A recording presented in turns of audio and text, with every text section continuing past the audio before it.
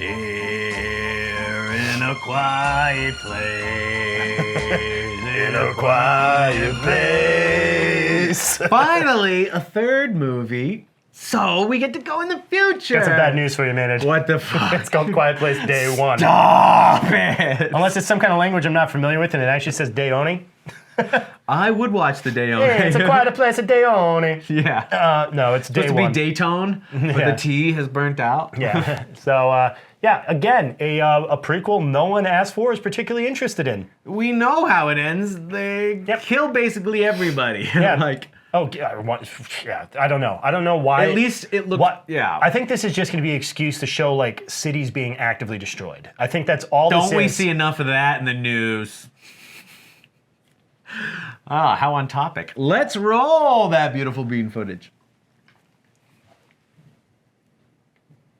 This just in, John Krasinski monsters have seized the East Coast. John Krasinski listens to the commentary of every Office episode. Day 472.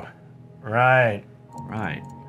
Did they know I actually did not watch the second Quiet Place. Do they know that candles actually do produce a sound? Well, screaming produces a sound. Screaming does produce a sound, you're right. Oh. Now. It's us. Yeah, it's the woman from Us. Yeah. I don't know her name. Lupita Nyong'o, maybe? That sounds true. Lupita. Wait, you would probably say it. It's right there on the Lupita screen. Nyong'o. Well, you know what? I happen correct. to know that her name is Lupita Nyong'o. Now, okay. all right. I mean, okay, how many of these things are coming down to do this thing is gonna need to be like balls to the wall monsters everywhere. Yeah, but it's too much of a Cloverfield vibe right now for me. that's just what the monsters look like. Yeah, they were I designing know. monsters like that at the time. Yeah, it's very popular. See, I think this is just an excuse for city destruction porn. Well, yeah, but it's not that interesting with CGI.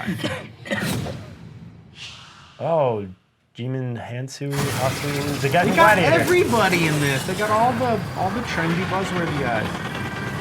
They gotta get Sydney Sweeney in this. Yeah, I doubt it. Okay. I mean, your heart does make noise. Like, Here we go. Oh, look at this. wow, they do look kind of cool. How would they hear but- people inside buildings that thick, though? I mean, if you don't have sight and your hearing is your main sense, I'd imagine it is heightened. In which case, I imagine even from outside, they could probably hear those people's heartbeats inside. Maybe.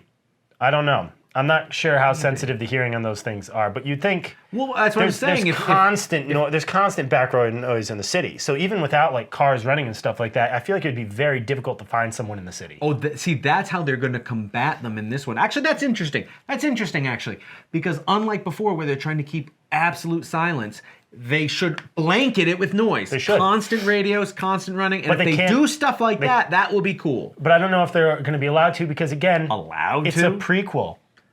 They're confined by the restraints of what We we don't know in the what future. happens to Lupita Nyong'o. She can live. So actually, they're Maybe. doing the prequel thing where they're doing the Rogue One thing. Same setting, different people.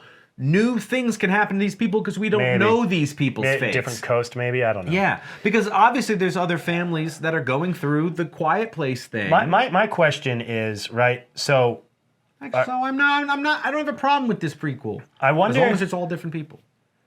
Right. Yeah, well, yeah, exactly. I mean, I guess if they do the prequel and they don't tie it at all to the other two, that'll be okay. I hope they do.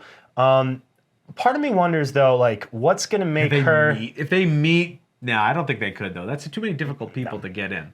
I wonder what's going to make her character special in this, right? Because, you know, like, the first Quiet Place is talking about how being deaf is actually quite the disability in it. So I wonder if there's going to be some disability she has that is going to like make her like a little like it's going to make it more difficult for her to exist, like in the world of the Quiet Place.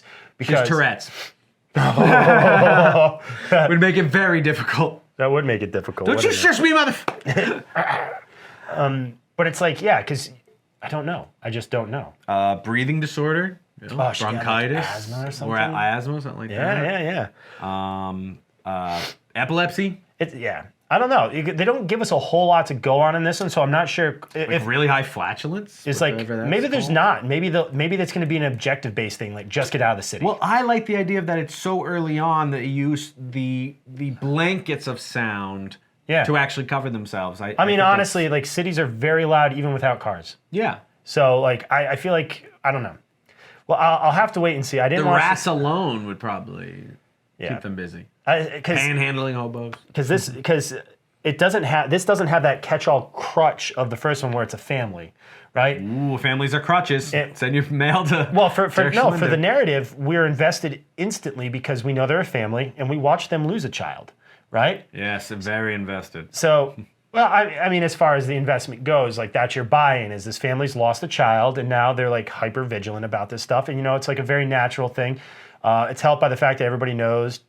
John and Emily are married in real life, so it's like there's a little bit of meta knowledge going into it that I think helped sell the first one. I didn't see the second one, not due to lack of interest. I simply forgot it existed. Yeah, I probably will see. I'll see it before I see this. Yeah, I will watch the second one. Speaking of, I guess you'll see this. I think I'm going to. Contingent that you see the second one. Contingent, yeah, and especially now, like, it's far enough away because we're talking like a year and a half earlier. It's not like a prequel where, like you were saying, I think it's geographically far enough away that now I'm starting to think, okay, there's a lot of room to play and you there. have all new people. Right, there's a lot of room to play there. Yeah. And like I said, your characters need to be interesting. I'd prefer them to have like some kind of flaw, but even if this is just we need to get out of the city, okay, sure. Like they're gonna airstrike the city, we got a clock, right? Mm-hmm.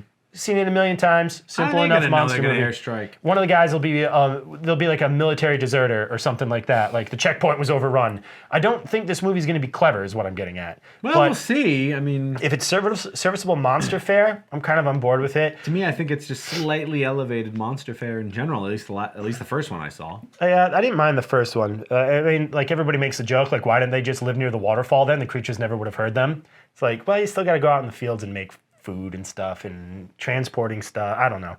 But I'm just I don't know.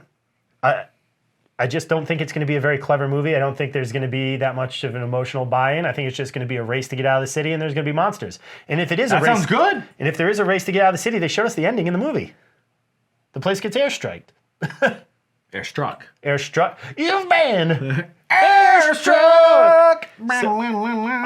So I'm on the edge on this one. I'm on the edge on this drones? One. Send in the drones.